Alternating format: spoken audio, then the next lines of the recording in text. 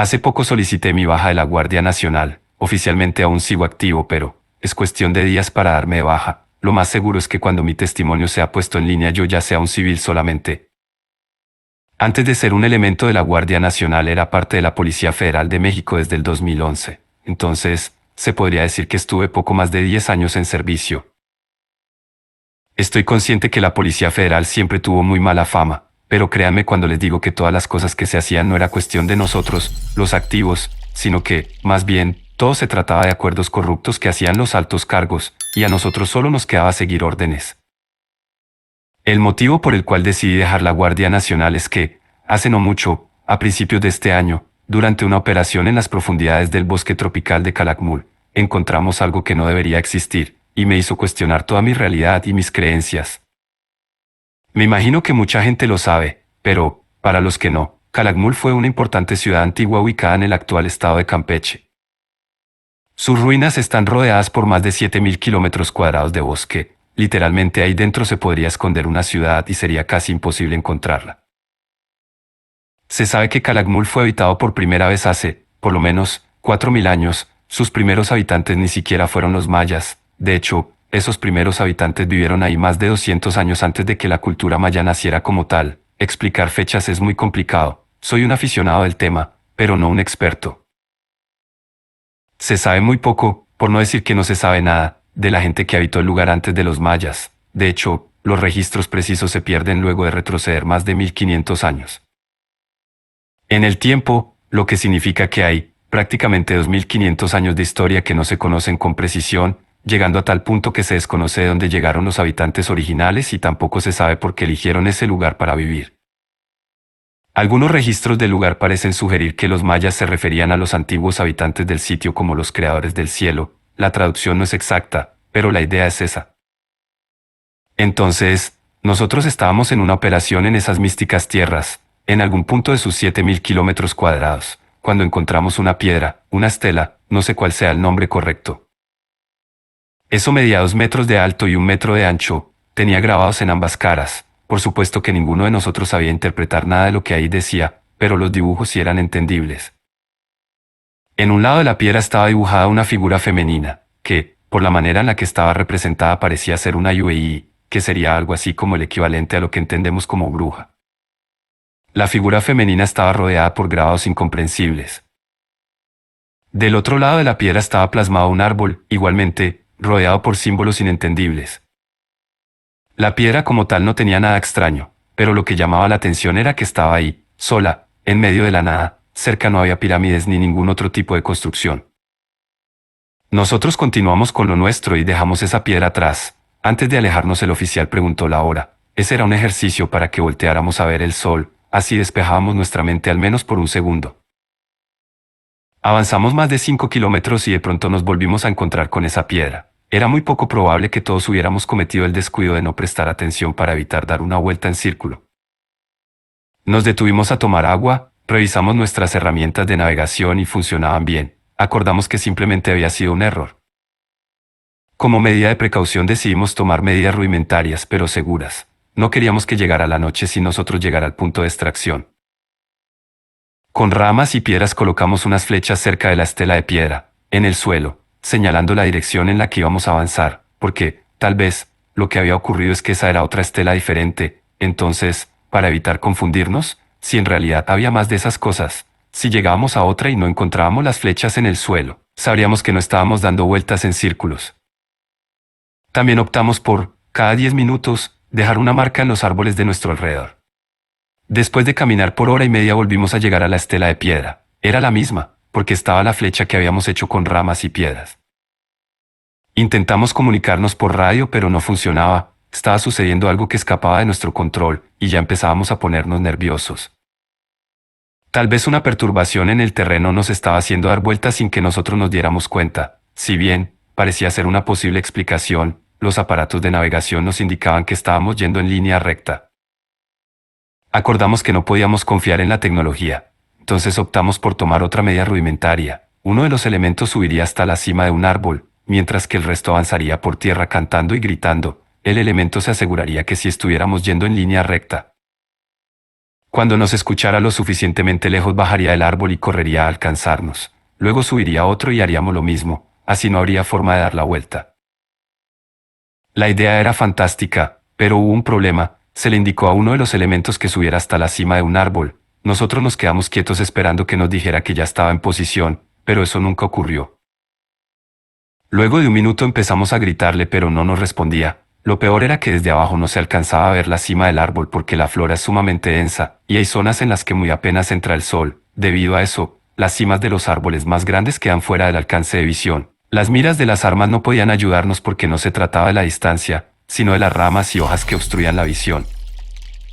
Pasaron los minutos, el elemento no cayó, ni bajó, y tampoco emitió ningún ruido. Fue como si hubiera desaparecido al llegar a la cima del árbol, o como si algo se lo hubiera llevado. Pasamos tanto tiempo mirando hacia arriba que de pronto notamos algo bastante inusual. En las ramas de muy arriba había objetos colgados. A simple vista no alcanzamos a notar de qué se trataba, pero, utilizando las miras de las armas pudimos observar mejor esos objetos. Había garras, colmillos, dientes, cabello, huesos, inclusive había dedos. Se decidió que otro elemento subiría a revisar qué había pasado, pero no saldría del campo de visión, es decir que no atravesaría la densa vegetación, llegaría solo hasta la altura en la que se encontraban los objetos colgando. Cuando llegó le gritó al primer elemento que había subido, pero tampoco hubo respuesta.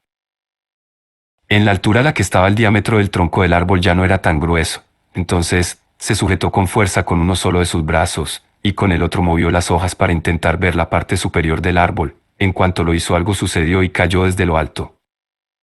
Yo tuve que moverme para que no me aplastara. La altura de la que cayó era superior a los 30 metros, cayó muy mal, el uniforme no nos dejaba ver sus heridas, pero, por la forma en la que quedó acomodado, sabíamos que debía tener fracturado el 60% de sus huesos, sobre todo el área de la columna y la pelvis. El casco le protegió la cabeza para no morir al instante del impacto, pero eso no evitó que quedara herido de muerte. Se notaba desesperado por decir algo. El oficial se acercó a él, escuchó lo que el elemento tenía que decir y luego el elemento murió. El oficial parecía consternado, no quería decirnos lo que había escuchado del elemento, pero sabía que tenía que hacerlo. Nos dijo que las últimas palabras de nuestro compañero habían sido, afuera ya es de noche. El suboficial se alejó un poco del grupo, estaba tratando de tener una visibilidad medianamente buena del cielo, y entonces nos preguntó qué hora era. Cuando llegamos con él y miramos el cielo nos dimos cuenta de que el sol no se estaba moviendo, estaba en la misma posición de cuando lo habíamos visto la primera vez que nos encontramos con la estela de piedra. Ese hecho irracional, sumado a las últimas palabras del elemento muerto, nos hizo pensar que, de alguna forma, habíamos quedado atrapados en un terreno raro. Ciertamente no alcanzábamos a comprender bien en qué estábamos metidos. Le preguntamos al oficial cuál era el objetivo del operativo, porque hasta ese punto no nos habían dicho nada. Nosotros, estando en la base, habíamos subido a un helicóptero que nos había dejado a 10 kilómetros de donde nos encontramos la estela de piedra, y, lo único que nos había comentado el oficial, era que el punto de extracción estaba a 25 kilómetros, solo eso sabíamos. El oficial nos dijo que la orden había sido recorrer el lugar, porque, a pesar de que ya se había acordado que el tren Maya pasaría bastante cerca de esa zona, querían asegurarse que no hubiera nada que pudiera causar problemas durante la construcción del tramo 7. Y, por lo visto, nosotros habíamos encontrado ese problema, ahora solo nos quedaba salir de ahí con vida. No podíamos intentar salir por arriba, trepando los árboles, porque 2 hombres ya lo habían intentado, uno acababa de morir, y no teníamos ni idea de qué le había pasado al otro. Solo quedaba ir por tierra, pero debíamos tomar una dirección diferente, porque la trayectoria que habíamos seguido antes solo nos hacía dar vueltas en círculos. Cargamos el cadáver de nuestro compañero fallecido, elegimos un camino al azar y caminamos sin preocuparnos de hacia dónde estábamos yendo. Estuvimos avanzando por 10 minutos, cuando el elemento que venía atrás de todos nosotros gritó que nos detuviéramos. Aseguró que pudo ver cómo uno de los árboles se movió. En ese punto ya todo lo creíamos posible. El elemento nos señaló cuál había sido el árbol que había visto desplazarse. Cuando lo revisamos, en efecto, había tierra recién movida en donde estaba el árbol. Estábamos observando el árbol cuando de pronto escuchamos que algo se arrastró justo detrás de nosotros. Apenas estábamos volteando cuando ese mismo sonido se empezó a replicar en todas direcciones. Ante nuestros ojos los árboles se desplazaban lentamente. Podrá sonar imposible, pero el bosque, o al menos esa zona del bosque, se estaba reacomodando para hacernos dar vueltas en círculos. El oficial ordenó que empezáramos a correr y eso hicimos. Mientras lo hacíamos, los árboles se empezaron a desplazar cada vez más rápido, y ya no eran solo los árboles los que se estaban moviendo, también la tierra y las piedras. Aquello era demencial. Íbamos a toda velocidad, esquivando troncos, saltando piedras y rompiendo ramas. Creímos ver una salida de todo el caos, pero cuando llegamos nos vimos, una vez más, parados frente a la estela de piedra. Bajamos el cuerpo de nuestro compañero. Yo ya estaba sucumbiendo ante la desesperación, y estoy seguro de que varios compañeros también. De pronto se empezaron a sonar muchos ruidos a nuestro alrededor. Se escuchaban berridos de chivo, rugidos de algún felino grande, ladridos de perro, cantos de gallo, muchos aleteos, carcajadas de voces chirriantes. El ruido era ensordecedor.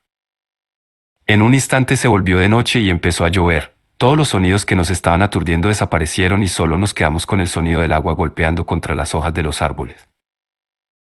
Entonces alguien nos gritó. Se trataba del primer compañero que había subido hasta la cima del árbol. Ninguno de nosotros le respondió porque ya no sabíamos que era real y que no lo era.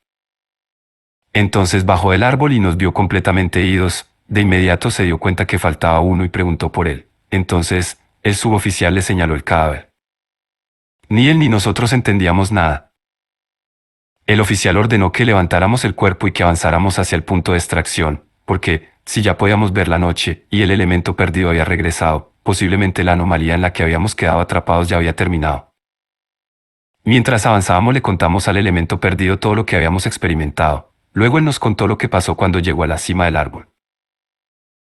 Dijo que cuando atravesó todas las hojas y ramas que bloqueaban la luz del sol y salió al exterior, en la cima del árbol, se dio cuenta que ya se estaba escondiendo el sol, y no solo eso, sino que 12 brujas, en forma de bolas de fuego, estaban sobrevolando el área en la que nosotros nos encontrábamos. Algo estaban haciendo, algún ritual, por eso no pudo bajar de inmediato, se tuvo que quedar quieto para no llamar la atención de las brujas. En cuanto se fueron, luego de 20 minutos, empezó a gritarnos, y, como no le respondíamos, decidió bajar del árbol. Mientras seguíamos avanzando nos pusimos a teorizar sobre qué era lo que había podido pasar. Surgieron muchas ideas locas, un bucle espacio-temporal, una maldición relacionada a la estela de piedra, un ritual que requería la muerte de una persona. Sin embargo, de todas, la que nos parecía más sensata era que en realidad las brujas nos tenían bajo una ilusión. Por eso no veíamos que el sol se moviera. Ese era el motivo por el cual damos vuelta a pesar de que los instrumentos de navegación decían lo contrario. Debido a eso tuvimos ese episodio en el que la tierra y los árboles se movieron. Finalmente llegamos al punto de extracción. El helicóptero que estaba ahí nos dijo que por poco se iban sin nosotros. Se realizó el informe y se tomó la decisión de que el tramo 7 del Tren Maya no pasara tan cerca de esa zona. Desviaron el trazo varios kilómetros al suroeste. Tal vez eso era lo que las brujas querían, que nadie se acercara a su territorio. Tal vez, al igual que los animales, se sentían amenazadas por el progreso del hombre.